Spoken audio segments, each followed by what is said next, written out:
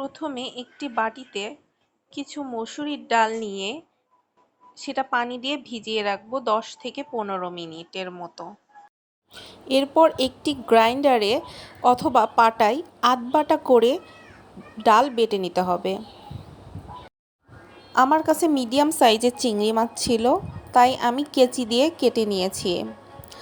চিংড়ি মাছগুলো মাথাসহ আমি রেখেছি। আপনাদের কাছে ছোট চিংড়ি হলে সেটা গোটাই দিয়ে দিতে পারবেন। এরপর বাটা ডাল, কিছু রসুন কুচি এবং কিছু পেঁয়াজ কুচি দিয়ে দিব। আমি পেঁয়াজ কুচি একটু বেশি করে দিয়েছি। এরপর একটু জিরা বাটা এবং একটু আদা বাটা দিয়েছি। এরপর একটি ডিম ভেঙে দিয়েছি। এরপর মরিচ গুঁড়ো, ধনে গুঁড়ো দিয়ে ভালো মতো মাখিয়ে নিয়েছি। এরপর খুবই সুন্দরভাবে মাখিয়ে নিতে হবে। এখানে আমি লবণ দিতে ভুলে গিয়েছিলাম, তাই পরে একটু লবণ দিয়ে নিয়েছি।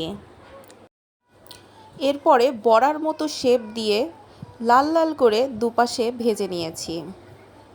এরপর এই চিংড়ি মাছের আর ডালের বড়াটি দিয়ে আমি পেট ভরে ভাত খেয়েছি। খুবই মজা হয়েছিল। আপনারাও একবার ট্রাই করে দেখতে পারেন, অনেক মজা হয়েছিল। আর প্লিজ আমার ভিডিওর নিচে আপনারা কমেন্ট করবেন, আমি অবশ্যই এর রিপ্লাই দিব।